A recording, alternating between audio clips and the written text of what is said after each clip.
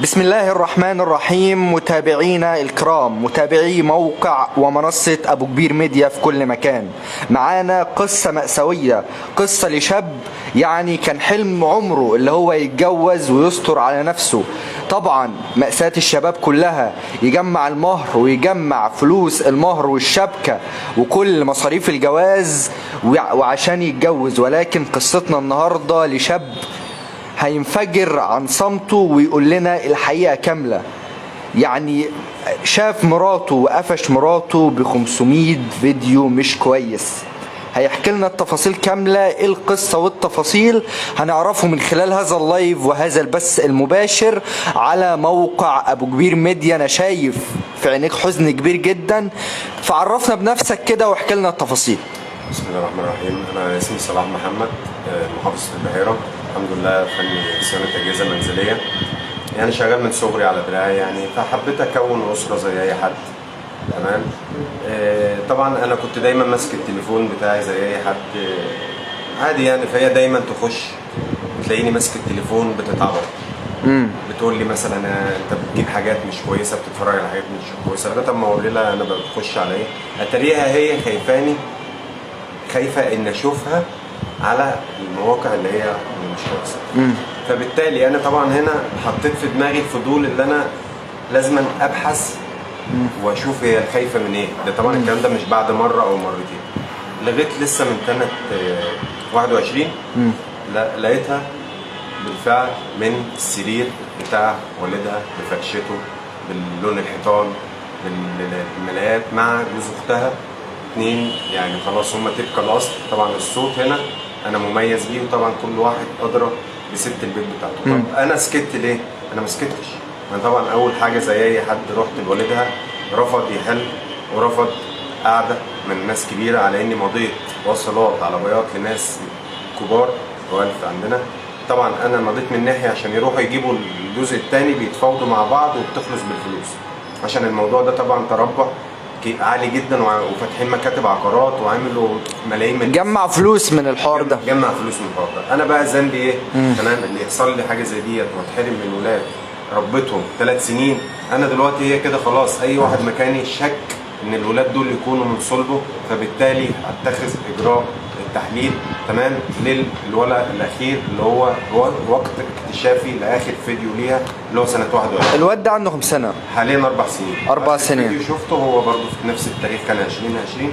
طب هي واجهت الموضوع ده ازاي؟ يعني انت بتواجهها؟ بالنسبه لي اول ما انا ما شفت، طبعا انا ما قلتش هي على طول، انا لازم اتاكد مره واثنين وثلاثه ومليون عشان ما اظلمهاش. انا عندي 4 اخوات بنات، فبالتالي هنا اول ما عرفت اللي انا دخلت في الموقع وشفت، هي كانت لمت حاجتها وقالت لي تعالى وديني عند اهلي.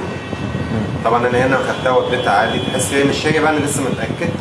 بس لما جيت اجيبها رفضت تيجي معايا. روحت البيت ببحث، لقيت موقع كامل فيه 500 فيلم واكتر على الذهبي بقى اللي حضرتك عارفه، اللي هو بيفتح بارقام حساب. وليهم موقع خاص برضه باسمه حاليا ولسه شغال حتى بعد ما اكتشفت. كان بتطلع لايفات جنسيه وكده ولا فيديوهات بس؟ فيديوهات بس مع اشخاص طبعا القريبين منها ما يتشكش فيهم. يعني دلوقتي واحد كزوج اختها، انا لو متزوج واحده وانا معايا اختها داخل عندهم البيت، محدش في الشارع هيعرف لان النصيبه اللي الاهل عارفين. طب ما حصلهاش امراض ولا اي حاجه ولا اي ده قرايب؟ بنسلين من ساعه ما اتجوزتها. طبعا انا ما اعرفش بتاخدها ليه، هي قالت لي ده برجلي ومش رجلي، وبرضه قالت لي انا مخطوبه لواحد اسمه تامر. بعد كده لقيت الشخص اللي معاه في الفيديو ده اسمه طلعت. فالموضوع هنا في تخفيله وتمثل عليك الصلاه، والشيوخ بتمثل عليك. في واحده قريبنا برضه تمام، يعني تعتبر امها اخت من خالي وانا ما نعرفش. بجد والله؟ هنا حتى لو ماليش حق. طب انت ازاي اتقدمت لها؟ ازاي؟ برضه جت عن طريق بنت خالي عشان في مصالح بجد والله؟ انا هنا صريح وكل كلمه. وبنت خالك برضه كان معاهم في نفس الحكايه ولا؟ مش حاجه. فحصل نفس الحوارات وحصل نفس الدنيا دي. ما حصلش مع اي حد غير هي واختها وجوز اختها، وطلعت اللي هو خطيبها الاولاني. انت بقى لما واجهتها وواجهت الدنيا بتاعتها؟ ما واجهتهاش. انا رحت كنت بكسر ان انا الحمد لله ما حدش هنا، عشان في ناس برضو في التعليقات تقول لي انت ازاي ساكت وازاي عامل. انا دخلت 6 مرات اسم الشرطه قرائن نفس، بمعنى ما حدش يجي يعتدي على ورشتي او شغلي او حد يهيني بحاجه في الشارع. انا هنا برضو قادر ان انا انفذها، بس احنا في دوله قانون تمام، وعارف ان القضاء المصري وعندي ثقه فيه تمام. احنا في دوله محترمه طبعا، مع التعديلات اللي موجوده دلوقتي وهيتم طبعا اي فساد موجود. وانا طبعا مش بتبلى، انا معايا الاثبات، والناس دي لازم تتقفش ولازم تتحبس ولازم تتغلظ العقوبه عليهم من اجل شباب بلدنا ومن اجل الاطفال ومن اجل جيل افضل، لان انا طبعا مسجل براءه اختراع واحد مره واثنين. يعني انت بتخترع اصلا، مخترع؟ مبتكر وصنايع من بقالي 30 سنه. انت شغال ايه اصلا يا صلاح؟ انا بصلح غسالات اوتوماتيك وبوتاجازات وسخانات، كل الاجهزه، كهربائي وسباك وسواق، كل ده هي ضيعته. مجرد اللي هي خانت، ومش بس كده، دي بتحبسك كمان معاها ناس وتسلط عليك بلطجيه وسرقوا لبسها منك كله اللي كان في دولابك اللي موجوده بيه في الفيديوهات. يا الله. بالنسبه للاثبات هنا مش قصه سيري، يعني هي ماسكاك من كل حاجه، ماسكاني من كل حاجه. بس اللي بالعكس بقى دلوقتي في، معلش ربنا شاهد بصير، الناس دلوقتي برضو الحمد لله متعاطفه معايا، عشان عارفه ان صلاح ما بيظلمش حد ولا عمره ما اتدلى على حد. بس انت طالما بقى بتبجحهم وطالما مش هاممكم حد، وشوفوا بقى انا مش عارف مين معاهم بصراحه. انا كده غلبت 3 سنين في القصه ديت. انا هنا لو جيت نفذت شرع ربنا فيهم، ما حدش معلش من القانون يجي يقول لي، يسالني حتى يقول لي تعالى انت عملت فيهم كده ليه؟ لان القضيه عندهم اصلا بقى لي من سنه 21. مش ذنبي اللي هي ما دخلتش جلسه، هي مش ذنبي تمام اللي هي ما دخلتش جلسه لغايه دلوقتي. ازاي اللي اتعرض على الحكمين وانا رافع قضيه زنا سنه 21 والحكمين ما يخشوش للقاضي وهي موجوده معايا، القاضي بيسالها هي عايزه تتخلع منه ليه؟ ده ايه ده؟ اسمه ايه؟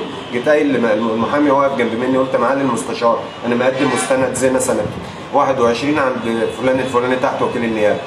قال لي لا قدم مستند الجلسه الجايه. ورحت شغلي وجيت كنت في الساحل لقيتها مخلوعه، ده اسمه عدل. فهنا انا براجع بقول ان شاء الله القضاء يرجع لي ويشوفوا ايه اللي تم في القصه اللي انا حكيتها لحضراتكم دي، وكل حرف بقوله اقسم بالله العظيم اقسم بالله العظيم حقيقه، وهم ومتاكد منهم 100%، ومعايا بدل الاثبات مليون. طب انت 500 فيلم و500 علامه، هي وجوز اختها، وجوز اختها عنده علامات هنا وعلامات في ظهره ووهمات وماسك، وبص الدنيا خلاص. طب انت يعني بتطالب في ايه؟ انا دلوقتي بطالب اولا ان الولاد تيجي يتعمل لهم على الاقل، حتى يعني عيال ربتهم اشوفهم برضو، يعني عيال ما لهمش ذنب تمام. الولد الاخير ده يتعمل له انكار نسب، عشان هو طبعا هو في نفس التاريخ اللي هو الفيديوهات، اخر فيديو. والولد الكبير ده عشان متوحد انا لغيت قصه الانكار ليه، عشان هو برضو فيه شبه مني وحاسه بصراحه. انما الولد الصغير مش حاسه خالص، فده يتعمل دعوه انكار نسب ليه، بحيث عشان خاطر القضيه ينضاف مع الحاجات اللي انا ذكرتها من التصوير، ونقدر بالتالي كل واحد ياخد حقه وكل واحد خطأ ياخد جزاؤه. ان احنا في دولة قانون مش في دولة غابة. مهما كان الفلوس عمرها يعني مع داري الحق، الحق حق والباطل باطل. يعني انت في بعد الصدمه ديت متمالك اعصابك؟ يعني الناس بتستغرب انا وحيد، انا ما عنديش متمالك اعصابك. ليا اهل وليا اخواتي طبعا في كليات، وعندي والدي موظف مربينا تربيه حلوه، وانا مهندس الناس كلها بتشكر فيا. اشتغلت في جميع محافظات مصر. ابتكاري عايز انفذه اللي هو مش موجود برضه ولا في مصر ولا في العالم. اما اصنع بوتاجاز بريموت كنترول، دي حاجه من وحي الخيال. الناس بتقول لي بتاع مشيت الغاز في الهواء ازاي. انا مش بقول لنفسي كغرور، لا انا عايز اساعد شباب بلدي كلها، بدل ما يقعدوا على التيك توك ويقعدوا يصوروا في الحاجات دي، لا يشوفوا مين اللي يعني يستخدموا الواتس والفيس والانترنت في الاتجاه الصحيح، مش في الاتجاه الخاطئ اللي هو يضر بلدنا. وبالعكس الزوج اللي ينظلم ومحكمه الاسره تقف مع الزوجه ويخسروني شقتي والعربيات اللي كانت معايا والموتوسيكلات. اخرهم موتوسيكل اتسرق مني لسه دافع من كام يوم، وانا شغال بشنطه عدتي اللي زي اللي قدام حضرتك ديت شايلها وبروح وكتفي بيقف ورجليا تعجز في قلب الاسم. ده حرام، ده حرام. مش هقدر اقول اكتر من كده. انا اقول حسبي الله ونعم الوكيل في كل ظالم تمام، وكل اي حد متعاطف مع الظالم او بينافي. انت بقى لما دخلت العالم يعني انت ما واجهتهاش اي خالص ولا هي لمت الشنطه وانا اللي وصلتها بنفسي البيت ابويا، انا مفيش مشكله. ازاي انت ازاي طيب الحكايه ديت؟ برضه الجمهور محتاج يعرف. انت يعني انا رحت لا في فيديو صوروني وانا بكسر في البيت، انا راجل دم حر برضه. انتوا ازاي مش عايزين توروني؟ انا رايح بكسر في البيت ومعاهم فيديو، ووروا الفيديو رئيس المباحث ما تعاطفش معاهم عشان خاطر ده اقل حاجه نعملها. ان رفضوا يقعدوا معايا. المفروض انا كوالد واحده او والد بنت، واحد بيجي جوز بنتها بيقول عليها حاجات تشتم تعمل شرفه، نقول له لو طلعت الحاجات دي مش حقيقه هنقتلك، ولو طلعت حقيقه يرديني بقى اشوف ولادي لو اللي مني، يديني خسارتي، ما يبعدوا عني، وانا اشوف لي واحده بنت حلال يعني اتجوزها تكون شريفه وخلاص. بس هم بيهددوك دلوقتي، هم سلطوا عليا بلطجيه اكتر من مره. هيموتوك مش قصه بقى موتوا لي الاعمار بيد الله. انا هنا ما بخافش، انا هنا راجل اتظلمت ومعايا المستند للظلم، الناس كلها عارفه مين فين، انا بروح في كل مكان ما بخافش. اشتغلت في بدر، اشتغلت في الساحل، اشتغلت في كفر الشيخ، شغال في تشيبا قريب، اشتغلت في فريش، اشتغلت في يونيفرسال، كل الشركات دي اشتغلت فيها. مش معقول الراجل بيخش يعامل الناس بكل ادب وكل احترام وهو اللي يبقى يستاهل التهديد او القتل. ما ينفعش، ما ينفعش خالص. معلش انا بتكلم بحريه شويه هنا، بس كل كلمه بقولها دي الصح، والسكت عن الحق شيطان اخرس، دي حاجه ديت مش مثل. طب في سؤال يعني من المتابعين بيقول لي هو حتى كان ما سالش عليها البلد، ما سالش عليها كذا، ما سالش عليها كذا. طبعا سالت، بس هنا اهل النفاق ياما في حضرتك بقول له في شيخ بيتاجر بالربا، شيخ يعرفوا كذا شيخ، تمام؟ هو قال لي عليها 100 100 وجيرانها بيقولوا عليها 100 100، هو اصلا بيسلم قدام الناس فقط عشان خاطر في عمارات بتتبني. ده اللي انا اعرفه واللي انا متاكد منه. لو عايز حضرتك اصور لك لا طب انت خلال ال3 سنين برضو ما عرفتش عليها اي حاجه بتاع كذا كذا كذا؟ انا دلوقتي راجل بروح شغل وباجي، انت طلباتك ايه؟ تعالى نروح نجيبوا طلبات بيتنا من الشارع، عشاء، اكل، نوم، لبس، دكتور، زي اي حد. بنام نومتي وبصحى الصبح لشغلي، هي دي الدنيا. انا هنا مش هراقبها بقى، مش هقول لها انت عملت ايه بقى، انت شكلك ايه، طب مين اللي كان معاكي. هي عند امها وعند اختها، والتصوير تم من هناك. التصوير تم من عند اختها وعند والدها وعندي برضو في المنزل. طب استنى، ما انت كنت بتروح بيت امها وبتروح كذا وبتروح كذا، ما يعني ما واجهتش عليهم اي حاجه ولا شفت عليهم اي حاجه؟ انا مره واحده لقيت في عربيه دبابه مع اخو جوز اختها، ده شخص تاني غير اللي في الافلام. لقيت في عربيه دبابه نازله، قلت لها ده كانوا بيعملوا هنا، قالت لي ده كانوا بيصالحوا اختي الكبيره عليا. دي المره الوحيده كانت يوم جمعه، عمري ما ننساها. كان اسمه نصر. اكيد الحاجات دي بتحقق مشاهدات وبتحقق دولارات. ده حققت 500 مليون مشاهده. طب انت ما شفتش في ايدها فلوس ولا دولارات ولا اي حاجه ولا؟ في حاجات بتجيبها تقول لابويا اللي جابها لي. اشتروا طبعا بيت، وعمامها اشتروا بيوت، والدنيا خربانه. واللي معاها يعني معلش كل الناس اللي كانوا بيخشوا لي في الفيس عندي بقى اصدقاء عندها، بقى عندها 4000 صديق وانا عندي 600. كله كان بقى من اول القضيه يقول لي احنا متعاطفين معاك، مش كله خد تليفوناتها وراح لها. هي نجمه بقى، ايوه واحده نجمه عنتيله زي ما بيقولوا كده. خليها مثلا محتشمه في لبسها عشان انا راجل، وقعدتها من الشغل في الخطوبه، تعال شوفها دلوقتي. كان الدكتور لسه قايل لي، بيقول لي الدنيا بايظه خالص. الدنيا بايظه معاه وما زالت مستمره في اللي هي بتعمله. لا ما شفتش بصراحه، بس اللي انا اقدر اقوله لك اللي فيه فيلم اتحذف اثناء التحقيق بتاعي. معلش يعني مش عايز اقول حاجه، بس ايه، كمل حقك. هنقول لك. بص، هو طبعا وكيل النيابه لما لا مش وشها، لا مش قصدي، مش انا قصدي يعني هو قال لي ده مش وشها، انا قدمت له مستند. ما دي برضه حقيقه، ما ينفعش نقول يا معلش. انا بس في حاجه، انا دلوقتي بقول لحضرتك دي علبه سجاير، فقال لي مش وشها، امشي الاقي الفيلم اتحذف بس. انا مش هكتر عن كده. يعني انت شعورك ايه؟ انا شايف في عينيك حزن وشايف الم كمان. شوف عيالي يقول لي اطلع بره يالا، ما ينفعش ده بيمثل دور لا المجتمع. ما هو معلش، ما هو في محاكمه ليه. ما هو انا مش شرط اللي انا مش بعارض الشرطه، انا بقول لك هو في يتسال يواجهني او يحلف يمين قصادي اللي هو حصل منه كده ولا لا، عشان ده ما ينفعش يبقى في قلب مجتمع برضه. يعني في واحد لسه داخل البث يعني بيوجه سؤال. طب انت برضه كنت عايش معاها الفتره ديت، ما حسيتش بحاجه؟ ما حسيتش باي حاجه؟ بص، اولا انا بتعامل معاها اللي هو الطبيعي اللي ربنا قال عليه. هي في معظم الافلام بتتعامل في حاجه ثانيه، حضرتك بقى هو يفهم السؤال.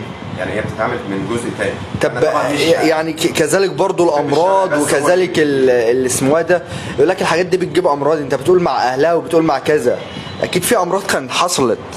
انا مش دعوه بالقصه بقى ديت، انا اللي بتعامل طبيعي معاها، بتعامل اللي ربنا قال لنا عليه اللي هو الحلال. هي بتتعامل هنا الحرام. حضرتك اكيد، انا مش عايز اوضح، حضرتك اكيد فاهمني ان في حلال وفي حرام. تمام. يمكن عندي طفل صغير بقى يقلد الحاجات دي وهو متوحد من الكلام. هو اصلا مش متوحد، هو شاف شاف الحكايه دي. شاف الحكايه دي، وانا عمري اصلا ما اتجمعت مع عياله قدامه. بسيبه في اوضه ثانيه بلعبه واتجمع معاه قعده طبيعي زي راجل.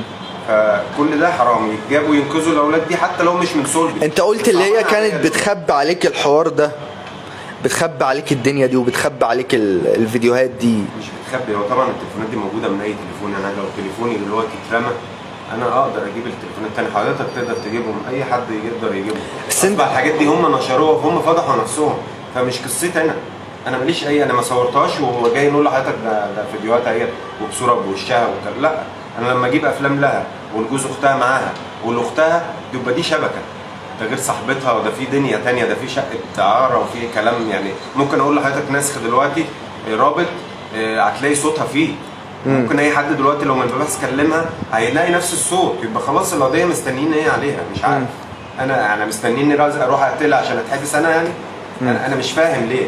ما هو حرام برضه، ما انا كل ده مصروف، انا مشواري هنا من دمنهور للقاهره مصروف. بس سؤال من احد المتابعين بيقول لك هو انت ليه بتطلع على وسائل الاعلام كتير عشان انا اقول له اتحبس، رجله اتعجزت.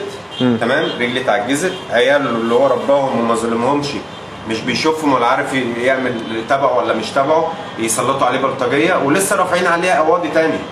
يعني رافعين عليا مش مكفيهم، خسروني شقتي وعربيتي، انا اعمل ايه تاني؟ انا اروح فين؟ ما انا ما قداميش ينتحر يقتل يتصور. فانا قلت بصبر نفسي واتصور عشان خاطر القضاء المصري يرجع لي حقي ويشوف الدنيا البلاوي الزرع اللي في قلب دمنهور ده. مش نفسي اصلا ارجع دمنهور. انت معاك روابط ومعاك الحاجات دي ومعاك الاثباتات للناس دي. موقع كامل، وبدل الموقع موقعين، موقع كامل. يا الله، موقع خاص ليه. طبعا من خلال السنين 500 مليون مشاهده دول مش من خلال سنه ولا اتنين، ده من خلال 10 سنين. يعني لو حضرتك حسبت 500 مليون مشاهده، لو 500 في 1000 دولار، لو المليون ب 1000 دولار يبقى كام؟ يبقى 500 ايه؟ 500 مليون جنيه او 500 الف جنيه دولار. المليون ب 1000، المليون ب 1000 دولار يبقى 500 الف دولار. ايوه، 500 الف دولار دول بقد ايه تقيمهم؟ هم عاملين بقى شقق او عاملين عمارات هناك بيتاجروا فيها وفاتحين مكاتب، ومعايا دلوقتي سكرينات بالمكاتب بتاعتهم. 25 مليار جنيه. ابعت لحضرتك دلوقتي الصوره معايا لو مشاهدين عايزين يشوفوها. ايوه، ابقى هات دلوقتي.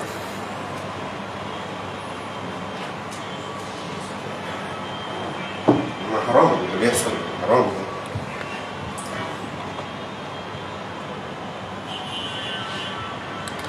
هتوريني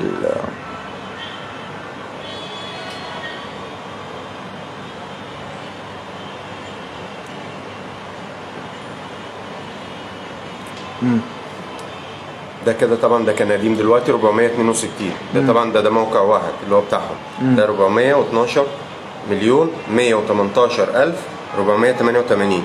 وده بتاعهم، وهي اللي هم اللي انا بقول عليهم متاكد منهم، واي غلطه في اللي انا بقوله انا اتحاسب عليه على مسؤوليتي الشخصيه باسم صلاح محمد نظيم عبد العال. يعني اي حاجه القانوني يطلعني غلطان فيها انا اتحاسب عليه. طلعت ليا حق، شوفوا بقى يقدروني اخوهم الصغير، يقدروهم مكاني، يعملوا اي حاجه ينقذوا الاولاد ديت وينقذوا المجتمع من البلاوي الزرقاء ديت. تمام، ويرجعوا لي حقي اللي ضاع عشان ابني حياه جديده، نبعد عن البلد دي خالص، عشان انا مفيش حد، كلها خانتني وكلها باعتني على اني كنت جدع مع الناس كلها. حتى اصحابك خانوك في دمنهور. للاسف اصحابك خانوك والدنيا يعني للاسف كل حاجه. وتقول لي عملت ايه اليوم؟ اقول لك عملت كل حاجه. انت كنت شغال ايه اصلا في دمنهور يعني؟ صغري انا في المدرسه وانا شغال. وانا في المدرسه بصلح لباب غساله فرن بوتاجاز او على دراعي يعني. على دراعك؟ لغايه ما كونت نفسي. يمكن وانا جايب اوضه النوم من دمياط راكب فوق العربيه دمياط، اروح مش عارف احكي لك حاجات حصلت معايا، بس الحمد لله حلو كده. حلو كده. انت بتطالب بايه في الاخر؟ انا بطالب، بقول نفسي العدل، نفسي العدل اللي هو يعني ايه، يعني كل واحد يعني مظلوم ما يبقاش مظلوم. مش عايز حد يتظلم. اللي انا شفته بنصح كل شاب ما يامنش لحد، ما يثقش في حد، ما ياخدش بالمظاهر، يصح يعني ياخد الفقيره ما ياخدش الغنيه او اللي بتتشرط عليه. ماشي، شكرا لكم متابعينا الكرام، متابعي موقع ومنصة أبو كبير ميديا في كل مكان. كان معكم محمود عزام، منتظرونا إن شاء الله في لايفات أخرى.